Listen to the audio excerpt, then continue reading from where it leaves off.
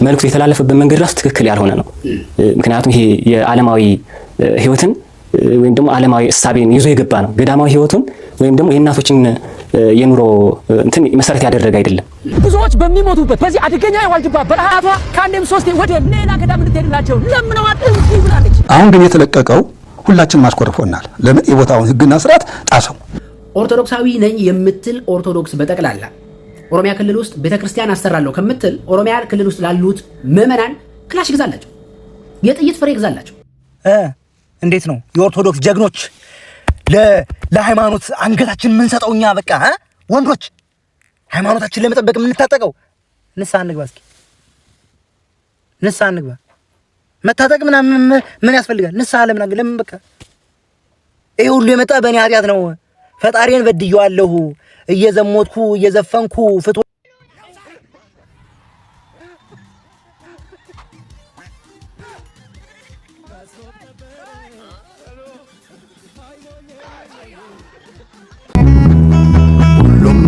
ዘመን ሊጠፋ ሁሉም እንደ ዘመን ሊያልፈው ጌታ በኢየሱስ የጸና ሲሆን ሊገባ ነው ሊያልፍ ነው። ሁሉም ትቢያ ሆኖ ለቀረ ሁሉም ከጠፋነት ይስፈኖ ታዲያ ለክርስቲያን አይሻልም ወይ መኖሩ በኢየሱስ ተማምኖ? ሰላም ቅዱሳን የእግዚአብሔር ቤተሰቦች እንደምን ቆያችሁልኝ? የእግዚአብሔር ፍቅር የልጁም የኢየሱስ ክርስቶስ ጸጋና ሰላም ከሁላችን ጋር ይሁን። ሁልጊዜ ደጋግሜ እንደማነሳው ያልጠፋ ነው ከእግዚአብሔር ምሕረት የተነሳ ነው። ርህራሄው አያልቅምና ማለዳ ማለዳ አዲስ ነው፣ ታማኝነት ብዙ ነው ተብሎ በእግዚአብሔር ቃል ላይ እንደተጻፈ እንደገና ደግሞ በዚህ ቪዲዮ ተገናኝተናል። እንደተለመደው እንግዲህ እንደ እግዚአብሔር ቃል የሆኑ ሐሳቦችን እንነጋገራለን። እንግዲህ እንደምታውቁት ማህበራዊ ሚዲያው የተለያየ ሐሳቦችን እያነሳ ያቀብለናል። ከዛ በሱ እንነጋገራለን። ከዚህ በፊት ሳነሳ እንደነበረው ልንማር የሚገባው ላይ አተኩረን ነገር ግን ወደ ራሳችን ትኩር ብለን ተመልክተን ደግሞ እንደ እግዚአብሔር ቃል የሆኑ ሐሳቦችን ማድረግ ይኖርብናል የሚል ሐሳብ ስናገር ነበረ። እንግዲህ ሰሞኑን ደግሞ ሲንሸራሸሩ የነበሩ ሐሳቦችን እናነሳሳለን። በተለይ በዚህ በዋልድባ ገዳም ዙሪያ የተነሱ ሐሳቦችን ተመልክቻለሁ። በዶንኪ ቲዩብ ላይ ኮሜዲያን እሸቱ ያነሳቸው ሐሳቦች ነበሩ። እንግዲህ የሴት ገዳም በዋልድባ ገዳም በፍጹም የለም ብለው አባቶች ደግሞ በተቃውሞ ተነስተው ተመልክተናል። እንግዲህ በእግረኛው ሚዲያ ላይ በክፍል 1 እና በክፍል 2 የቀረበውን ተመልክቻለሁ። እውነት ለመናገር በዋልድባ ገዳም ዙሪያ በጣም ዝርዝር ነገሮችን ለማወቅና ለመመልከት የቻልኩበት ቪዲዮ ነው። የተወሰኑትን ለማየት ሞክሬያለሁ። ከዛም በፊት የተሰሩ ቪዲዮዎችን ወደኋላ መለስ ብዬ እንዳይ የሆኑ አንዳንድ የተነሱ ሐሳቦች እንደሱ እንዳይ አነሳስተውኛል። ምክንያቱ ደግሞ ምንድነው ካላችሁኝ እንደ እግዚአብሔር ቃል በጣም ብዙ ልናነሳቸው የሚገቡ ሐሳቦችን ሲንሸራሸሩ ተመልክቻለሁ። ለምሳሌ በገዳም ውስጥ ጌታ ኢየሱስ ክርስቶስ ራሱ የሰጠው ቃል ኪዳን ነው ተብሎ የሚነገረው ትውፊት እንግዲህ እሱን በተመለከተ እናነሳለን። እንዲሁም ደግሞ እሸቱ ያነሳቸው ሐሳቦች በፍጹም በአባቶች ያልተወደዱ የተወገዙ እንደዚህ በፍጹም ሊደረግ አይገባውም ብለው ያነሱት ለምሳሌ ሱፍ ለብሶ ቤተክርስቲያን አይገባም፣ በጭራሽ ሊገባ አይችልም። ሰው ለምን ታዲያ ቤተክርስቲያን ነጠላ ለብሶ ይገባል? እና ደግሞ ፊልም በሚመስል መንገድ ዓለማዊነትን ባዘለ መንገድ እንደዚህ የሚቀርብበት ምንም አይነት ሁኔታ ሊኖር አይገባም እና ታሪክ መስረቅ ነው በማለት የተቃወሙበትን ቪዲዮ ተመልክቻለሁ። እናንተም እንደተመለከታችሁት ይመስለኛል። እንግዲህ እነሱን የተወሰኑትን ቀንጨብ አድርገን እናነሳለን እንጂ ትኩረታችን ሊሆን የሚገባው ብዬ ማስበው እንደ እግዚአብሔር ቃል ታዲያ ይሄ ምን ያስተምረናል? የተነሱት ትውፊቶች የተነሱት ታሪኮች ስቲል አሁንም ድረስ ደግሞ በገዳሙ እየተደረጉ ያሉት ሃይማኖታዊ ስርዓቶች እንደ እግዚአብሔር ቃል ሲታዩስ እንዴት ናቸው የሚል ሐሳቦችን እናነሳለን። እንግዲህ በቅንነት ኦርቶዶክስ የሆናችሁ እህቶቼና ወንድሞቼ ይህንን ቪዲዮ የምትመለከቱ እንደ እግዚአብሔር ቃል ነገሩን ማየትና መመልከት ስለሚገባን የማነሳቸውን ሐሳቦች በቅንነት ተመልክታችሁ ኮመንት ላይ ሐሳባችሁን ልታጋሩኝ ትችላላችሁ። በመሰረቱ እንግዲህ አባቶች እሸቱን ይቃወሙት እንጂ ለምንድን ነው በዚህ ልክ ልትቃወሙት የሚገባው? ልትቃወሙት አይገባም ያሉም ደግሞ የተወሰኑ ሰዎች አልጠፉም። እንግዲህ ያው ማህበራዊ ሚዲያው መቀባበያ እንደሆነ በጣም ግልጽ ነው። ለእኔ ግን ዝርዝር ነገሮችን እንዳውቅ ረድቶኛል። ስፔሻሊ ከደህንነት አንጻር እንግዲህ ዋልድባ ገዳም ላይ እስካሁን ድረስ እየተደረጉ ያሉት አሁንም የሚደረጉ ሰዎችም ደግሞ በናፍቆት ወደ ዋልድባ ገዳም ለመግባት የሚጓጉባቸው ጉዳዮች እንደ እግዚአብሔር ቃል ስንመለከታቸው ራሷ ኦርቶዶክስ ቤተክርስቲያን ጠብቃ አቆይታልናለች ተብሎ የሚነገርለት ሕያው የሆነው የእግዚአብሔር ቃል የሆነው መጽሐፍ ቅዱሳችን ከሚናገረው ጋራ የሚጣረስ ነገር የለውም የሚለውን ሐሳብ በዝርዝር እንመለከታለን። ሌላኛው ደግሞ በጣም ትኩረት የተሰጠው ጉዳይና በማህበራዊ ሚዲያው ላይ ስቲልም ትኩረት ልንሰጠው የሚገባው ሐሳብ በአርሲ ላይ እየተገደሉ ያሉ እህቶቻችንና ወንድሞቻችን ጉዳይ ነው። ይህንን ለማውገዝ እኔ ሰው መሆን በቂ ነው ብዬ ነው ማስበው። ጤነኛ የሆነ ሰው ሁሉ ይህንን ግድያ ያወግዛል ብዬ አምናለሁ እና ሁላችንም ልናወግዝ ይገባል። ለቤታችን እስኪገባ ድረስ ልንጠብቅ አይገባም ብዬ ነው ማምነው። ሰው ሲገደል ልክ አይደለም ማለት ጤነኝነት ነው ብዬ ነው ማምነው።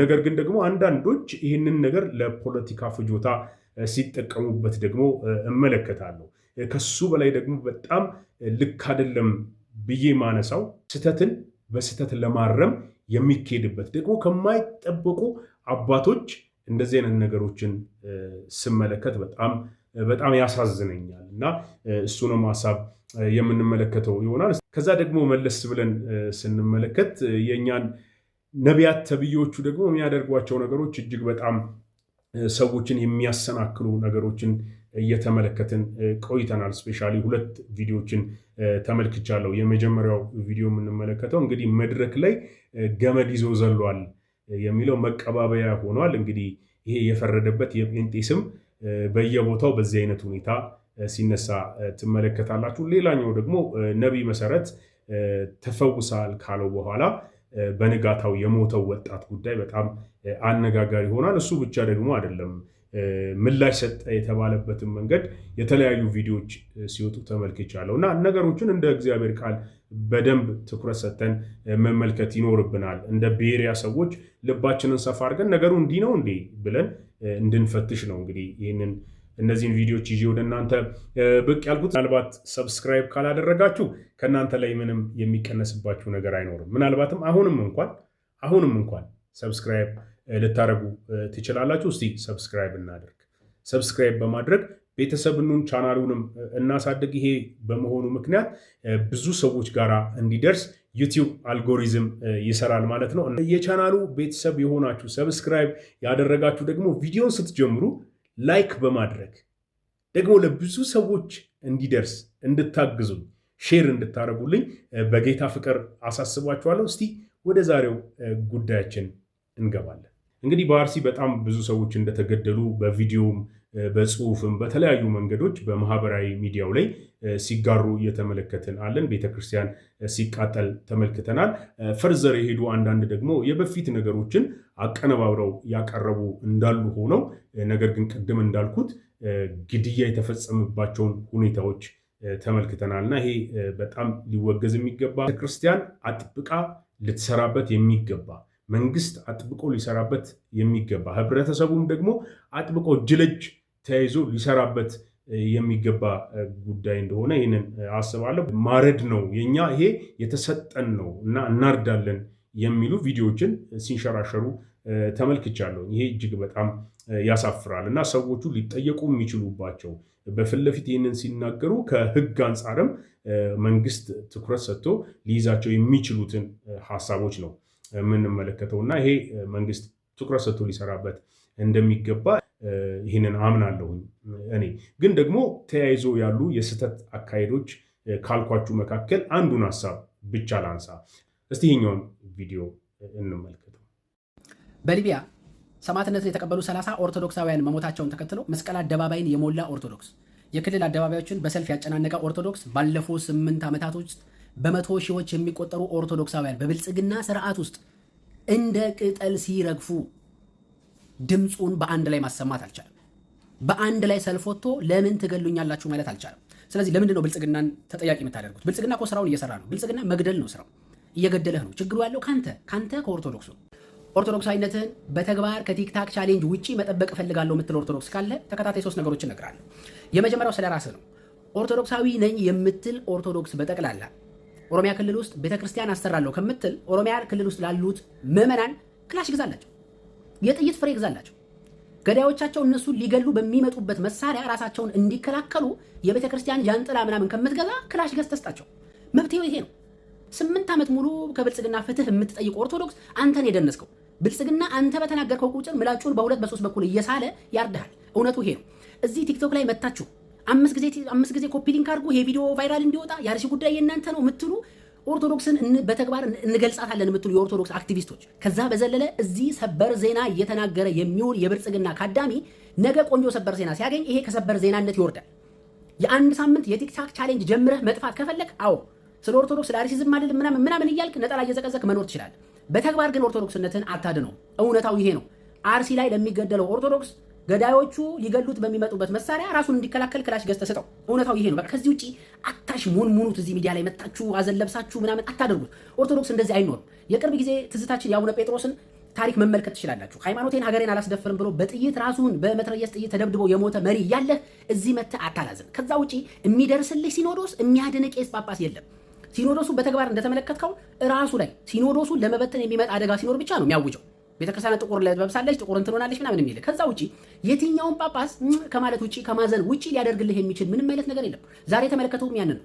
ጳጳሱ በጣም ሲያዝኑልህ የያዘን መግለጫ ነው የሚያወጡልህ። ከዛ ውጪ አዲስ አበባ ቁጭ ያለ ጳጳስ ለትላልቅ ሰዎች ሽምግልና፣ ለባለ ሀብት ልጆች ሽምግልና ከቁመቱ የሚበልጥ ውስኪ ይዞ አይሱዙ የሚያክል አበባ ይዞ ሲጋፋ ነው እንጂ ሽምግልና ለመሄድ የምታየው አንተን ለማዳን በተግባር የሚንቀሳቀስ ጳጳስ የለም። እውነታው ይሄ ነው። ቢመርህም በጣም ግልጽ የሆኑ 2 ነገሮችን ማንሳት እፈልጋለሁ። የመጀመሪያው ነገር ይሄ ወንድማችን በጣም ትልቅ መስቀል አድርጎ ይቀመጥ እንጂ ሃይማኖታዊ ጉዳይ ያነሳ አይደለም።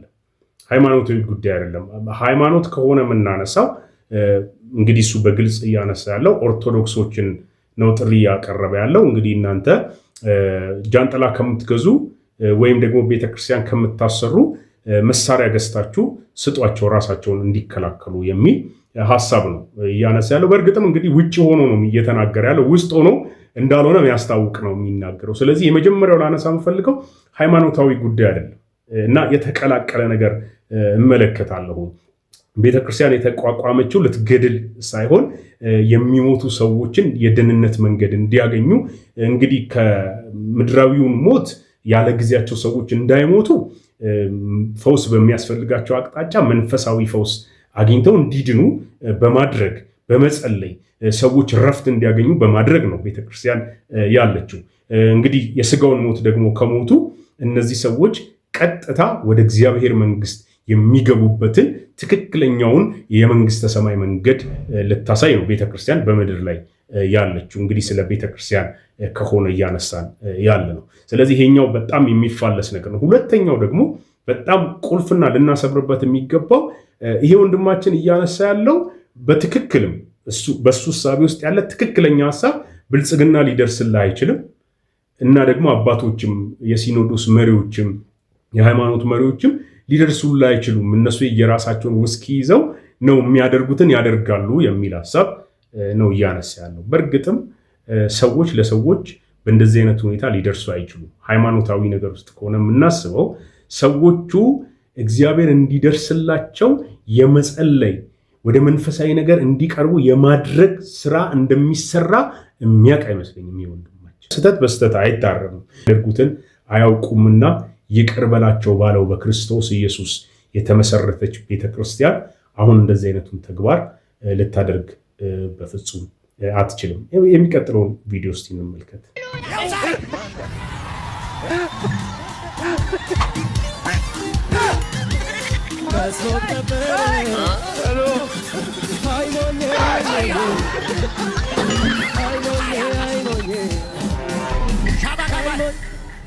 ማቱንጋስ ማራጋዳስ ያ አላስኖር ያለሽ ያ አላስነዳ ያለሽ ያ ታገድም ያለው ያ አይሁንላት ያለው ያ በርህን የሰካ ያ የተዋጋ ያ የከሰሰ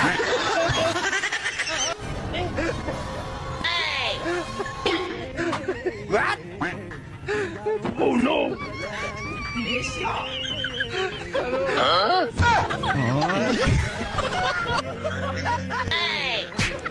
no!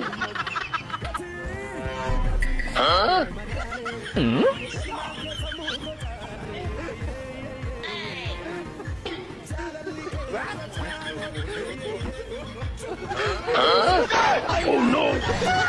哎呦我的妈！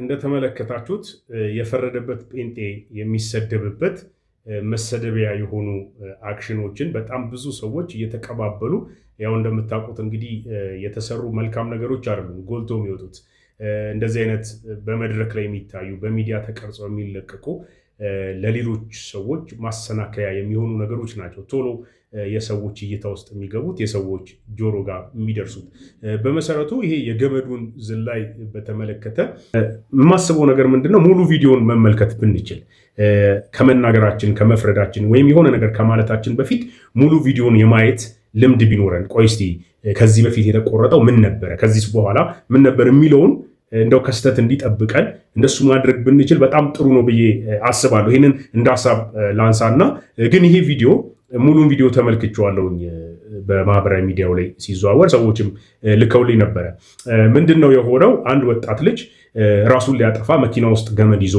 ሲንቀሳቀስ በአጋጣሚ እዚህ ቤተክርስቲያን ይገባል እንግዲህ ቤተክርስቲያን ብለን ከጠራ ነው አንዳንዶቹን እኔ ቤተክርስቲያን ብሎ ለመጥራት በጣም ይቸግረኛል ነገር ግን ቤተክርስቲያን ብለን ከጠራ ነው እዛ ገብቷል እና ያው ትንቢት ይመጣለታል ገመድ ይዘህ የመጣ ራስን ልታጠፋ የነበርክ ብሎ ያው ትንቢት ይናገራል ከዛ በኋላ አዎ ብሎ ገመዱን ይዞት ሲመጣ ከመኪና ውስጥ ከዛ ይሄው እንደዚህ ሊሆን ነበር ካለ በኋላ የተለያዩ መልእክቶችን ከተናገረ በኋላ ነው እንግዲህ ሄኖክ ምንድነው ያደረገው ገመዱን አንተ ልትታነቅበት የነበረውን ገመድ እኔ እንደዚህ ነው ማረገው ብሎ ማይኩን አስቀምጦ ሲዘል ነው የሚታየው እንግዲህ ይሄ ነገር ለምንመለከት ለኛ ወይም በዛ ስፍራ ላይ ለሌሉ ሰዎች ምን ትርጉም ይሰጣል የሚለው ላይ ትኩረት አድርገን ሚዲያችን ላይ እየቀረጽን የምናስተላልፈውን ነገር ስለሌሎች አይምሮ ልንጨነቅ ሊያሰናክል የሚችለውን ነገር ልናስወግድ እንደሚገባ መቼም ለነብይ ሄኖክ ይጠፋዋል ብዬ በፍጹም አላስብም ግን በጣም ማናለብኝነት እንዳለበት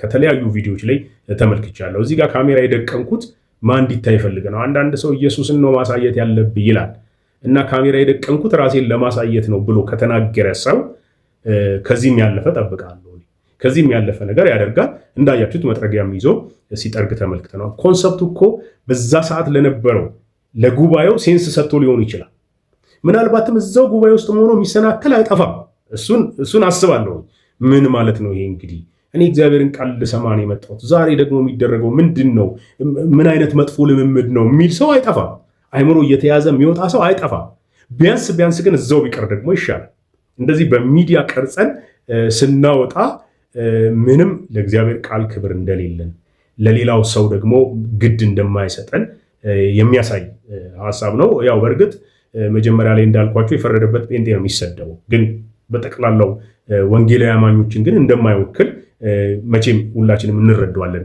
ብዬ አስባለሁ እንደ እግዚአብሔር ቃል ያልሆነውን ነገር ሪጀክት ልናደርግ እንደሚገባ ለእናንተ አልነግራችሁም ሌላኛው ደግሞ ሰውን በጣም መነጋገሪያ የሆነው ቪዲዮ ምንድነው ነብይ መሰረት አንድን ሰው ያው ድነሃል ብሎ በኦሮምኛ በእንግሊዝኛ ፈይቴርታ you are free ካለው በኋላ ያው ኦክሲጅን ተሰክቶለት የመጣ ወጣት ነበር እሱን ነቅለ ሂድ ሲለው ይታያል ነቅሎ ሲንቀሳቀስ ይታያል እዚህ ጋር ቪዲዮ ላይ እንደማስመለከታችሁ ከዛ እንደዛ ካደረገ በኋላ ድነሃል ሂድ ከተባለ በኋላ እንደሞተ ነው ዜና የሰማው እንግዲህ እኔ የተረጋገጠ መረጃ የለኝም ግን ማህበራዊ ሚዲያው ላይ በጣም በብዛት እየተዘገበ ያለው ይሄ ወጣት እንደሞተ ነው ይሄ ደግሞ እጅግ በጣም ያሳፍራል ሌላውንም ደግሞ ያሰናክላል እግዚአብሔር ሁለት ነገር አይናገርም ትሞታለህ ካለ ትሞታለህ አትሞትም ካለ ደግሞ በህይወት ትኖራለህ የተሳሳተው ነብይ መሰረት ነው እንጂ እግዚአብሔር አይሳሳትም እና ይሄ በጅምላ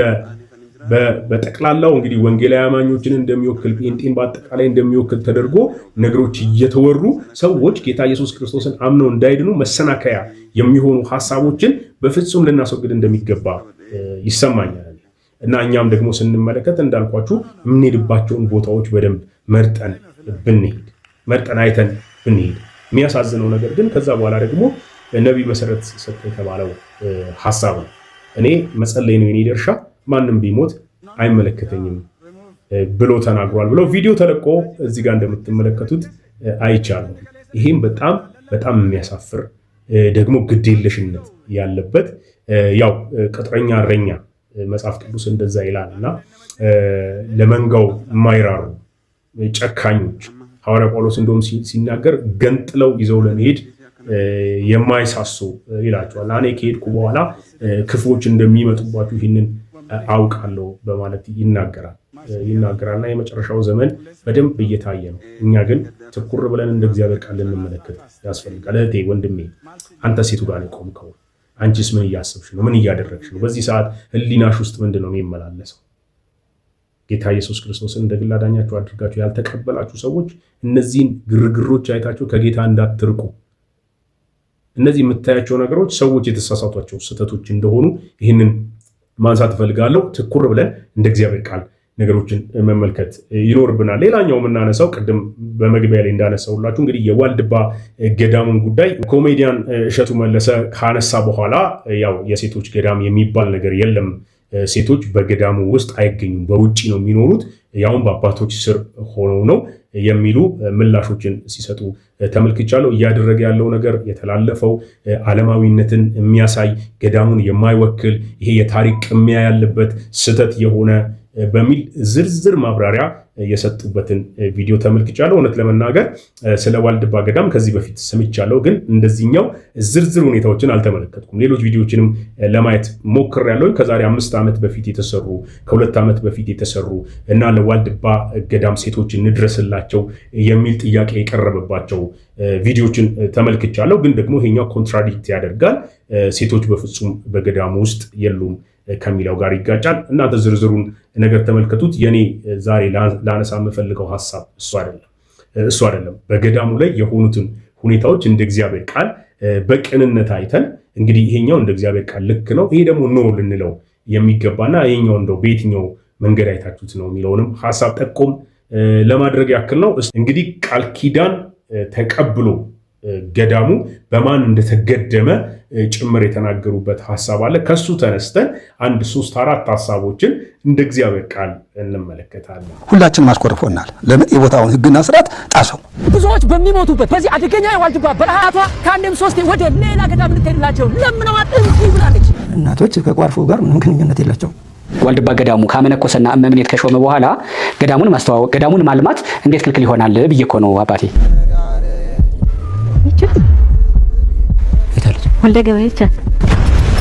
ይሄ ስክሪፕት ተጽፎለት በስርዓት ተቀናጅቶ ገዳሙ ድረስ ታስቦበት ተመክሮ የተሰራ ስራ ነው። ውጭ መንኩሶ የመጡ መነኮሳት ቀርተው ጳጳሳትም ቢሆን ገብተው መቀደስና ስጋውን መቀደስ አይችሉም። ከእናትም መለየት ለክርስቶስ መኖር እንደሆነ በበጎ በኩል ጥበብን ጨምሮ ማሳየት ካልሆነ በስተቀር ድራማ እንዴት ያስመስለዋል?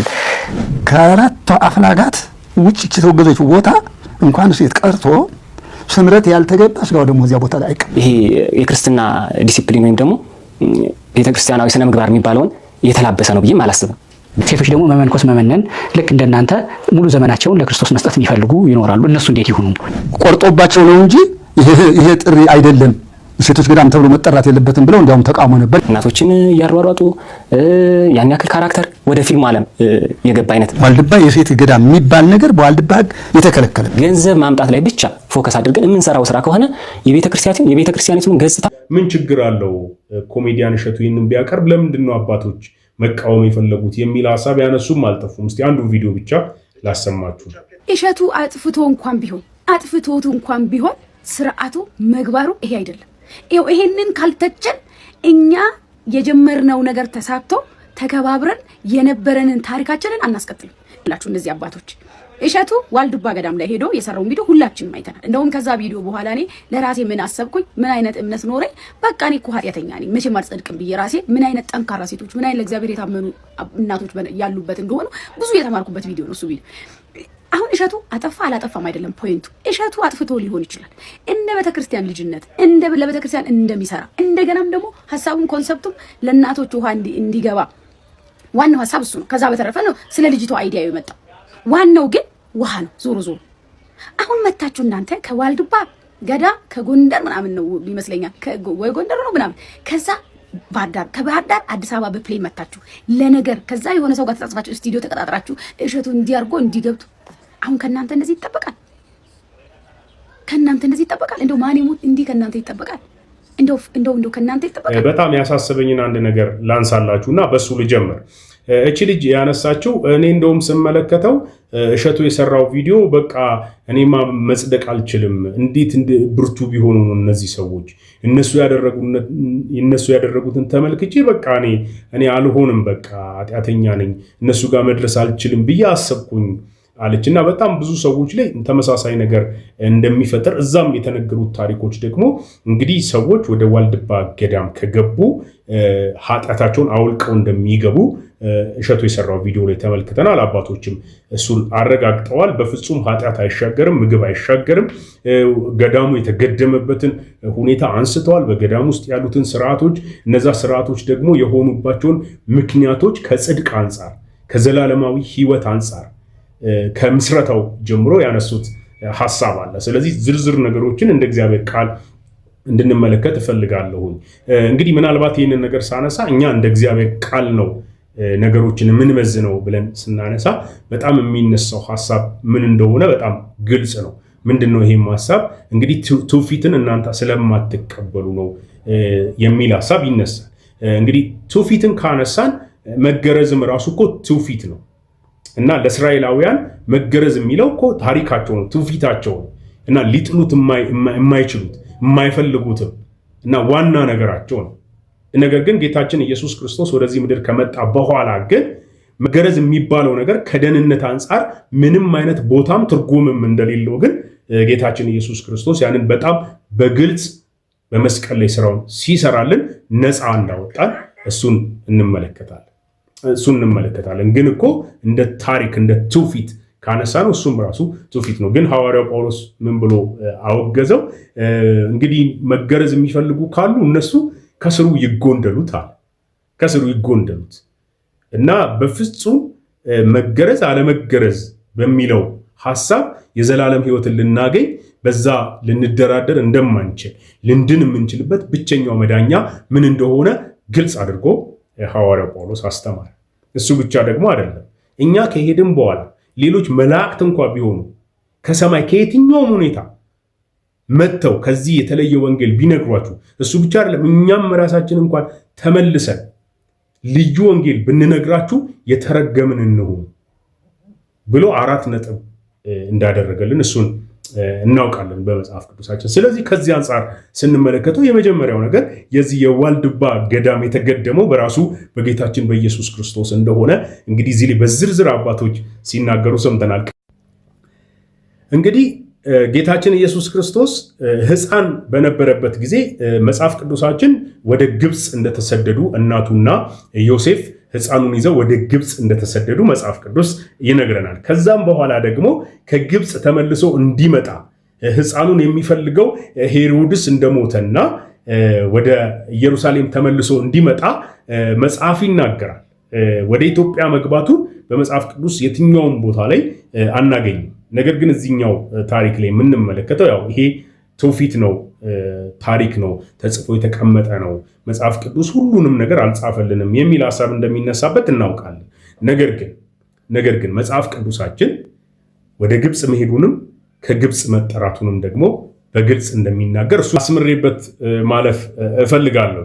ግን ጌታችን ኢየሱስ ክርስቶስ ሕፃን በነበረበት ጊዜ ይሄ ታሪኩ እንደሚናገረው ማርያም ይዛው 6 አንበሶች በደመና ላይ ወደ ኢትዮጵያ እንደገባች አሁን ዋልድባ ገዳም ያለበት ቦታ ላይ ደግሞ ስትደርስ እንደ ራባትና ልጄ ወዳጄ ራበኝ እንዳለችው እሱን በታሪክ ተጽፎ ይገኛል ብለው አባቶች እሱን ሲያብራሩ ሰምቻለሁ። ከዛ በኋላ 30 ምናምን ስር ያለው ዛፍ እንዳወጣና ከሱ ላይ እንደሰጣት ልትበላ ስትሞክር የሚመር እንደሆነ እኔ በስንዴን ያደግኩት የሚጣፍጥ ነገር ነው የምበላው፣ ይሄ ደግሞ ይመረኛል እንዴት እበላለሁ ባለችው ጊዜ አንቺንና እኔን የሚያመሰግኑ በዚህ ስፍራ የሚኖሩ ጣፋጭ እንዲሆንላቸው ቃል ኪዳኔን ሰጥቻለሁ እንዳላት ነው የሚናገረው። እንግዲህ በዚህ መነሻነት ነው የተገደመው የሚል ሐሳብ ሰምቻለሁ።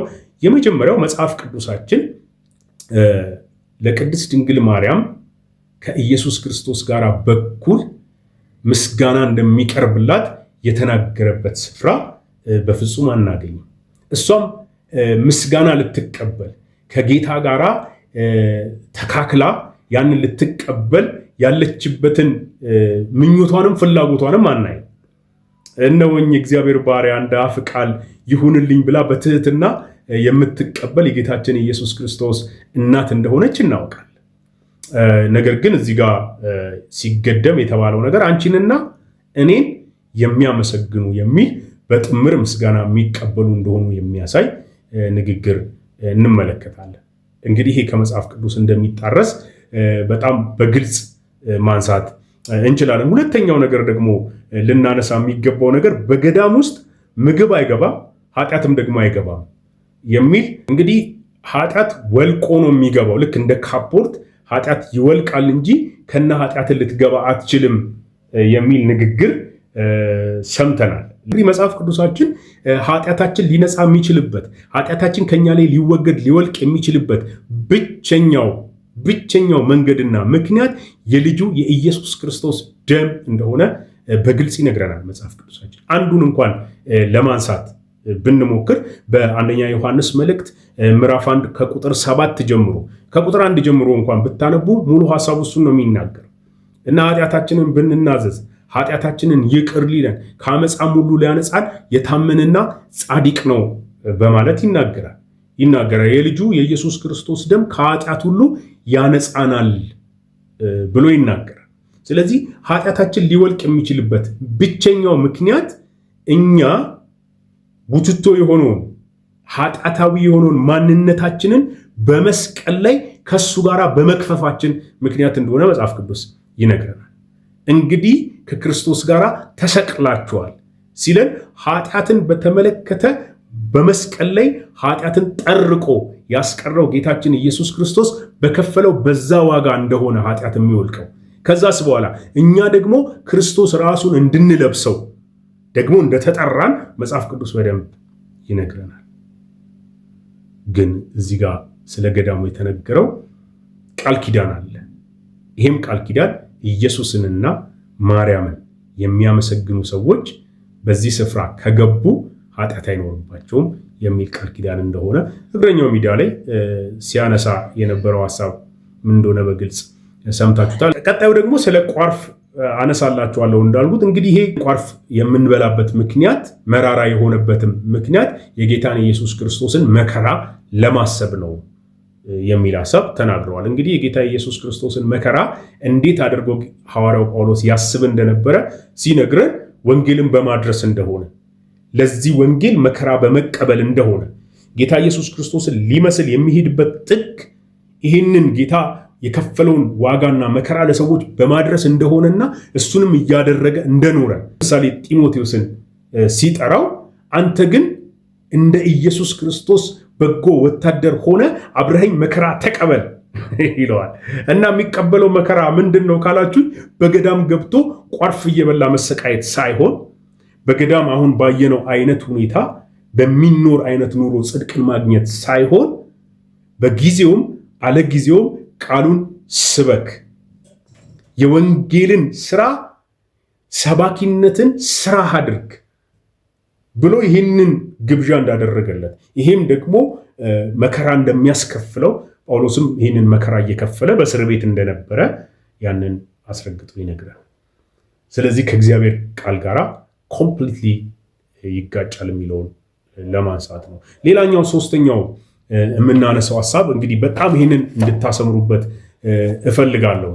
እንግዲህ ይሄ ሶስተኛው ሐሳብ ደግሞ ምንድነው? በዛ የገባ ሰው በሞት ነው እንጂ በህይወት አይወጣም የሚል ሐሳብ ሲናገሩ ሰምተናል። በጣም እንድታሰምሩበት የምፈልገው እዛ ያሉ የበሽታ ብዛቶችን ጭምር ጠቅሰው የተናገሩት ከዛ ደግሞ በዛ የሚሞቱ ሰዎች ደግሞ ቀጥታ መንግስተ ሰማይ እንደሚገቡ ሲቀበሩ እዛ ከተቀበሩ ቀጥታ መንግስተ ሰማይ እንደሚገቡ ቃል ኪዳን እንደተሰጣቸው ትርክቱ ይሄንን ይናገራል እና ከእግዚአብሔር ቃል ጋር በጣም የሚጋጭባቸውን ምክንያቶች ላንሳላችሁ። የመጀመሪያው ነገር እንግዲህ ሰዎች በእባብ ጭምር እንደሚነደፉ እንደውም እባቡ እንዲነድፍ የታዘዘው እንደ እግዚአብሔር ፈቃድ የሆነውን ብቻ እንደሚነድፍ ለኮሜዲያን እሸቱ ሲናገሩ ሰምተናል። እባብ መነደፍ ብቻ ሳይሆን በሆዳቸው ውስጥ ያ የነደፋቸው እባብ ለረጅም ጊዜ ተቀምጦ እንደቆየ ያንን መከራ ደግሞ እነሱ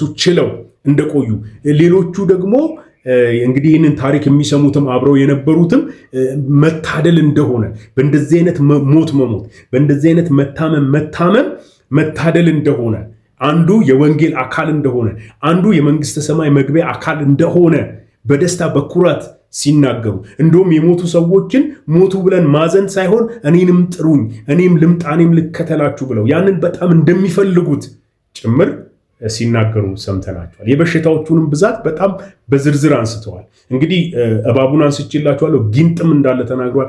ጊንጥ የተነደፈ ሰው ይንገበግባል፣ ያቃጥለዋል በጣም አሉ። ይሄ ታዲያ አንዱ የመዳን መንገድ ጭምር እንደሆነና በደስታ እንደሚቀበሉት በዝርዝር ተናግሯል። በጣም ብዙ በሽታዎችንም አንስተዋል እና እነዚህ በሽታዎች ታዲያ ሰዎችን ለሞት የሚዳርጉ ናቸው።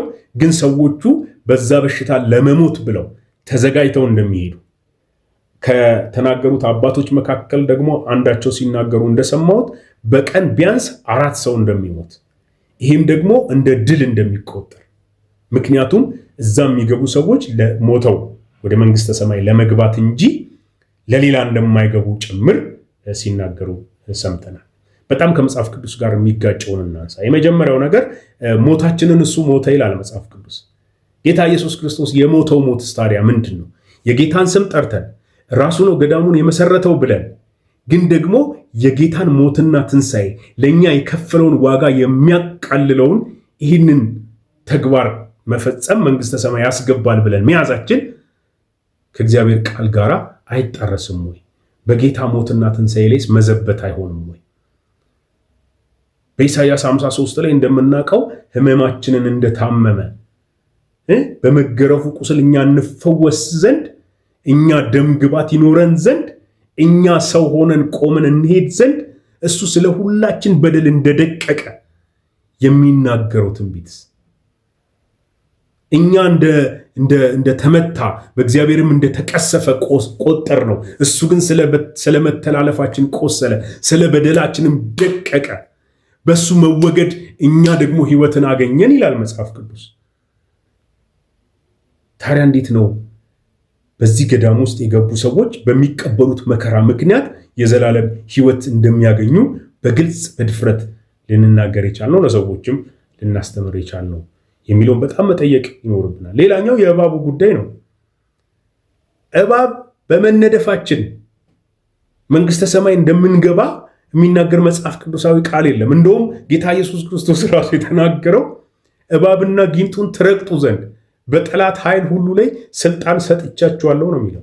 በዋናነት ሰይጣን የሚሰራውን የክፋትን ስራ ነው በእባብ ተመስሎ ተጠቅሶልን የምናገኘው። ነገር ግን እግዚአብሔር ሲፈቅድለት በእግዚአብሔር ተልኮ ሰዎችን እየነደፈ ያውን በውስጣቸው እያደረ ሆዳቸውን እያሳበተ ለብዙ ጊዜ እያሰቃያቸው ለመንግስተ ሰማይ እንደሚያበቃቸው ግን በዚህ ገዳም እንዳለ በትርክት ይኸው ሕያው ሆነው የሚናገሩ እናቶች እንዳሉ ሰምተናል። እና ከእግዚአብሔር ቃል አንጻር የሚያስተምረን ምንድን ነው የሚለውን እንድንመለከተው ነው ዛሬ ወደ እናንተ ይዤ ብቅ ያልኩት።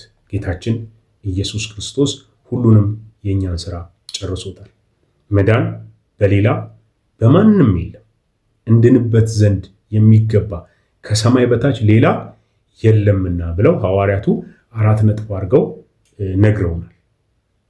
ምስጋና የሚገባው ምስጋና የሚቀበለው እርሱ ብቻ እንደሆነ ይህንንም ደግሞ ከገናናው ክብሩ እንደሰሙ እና ሐዋርያው ጴጥሮስ በድፍረት ተናግረዋል።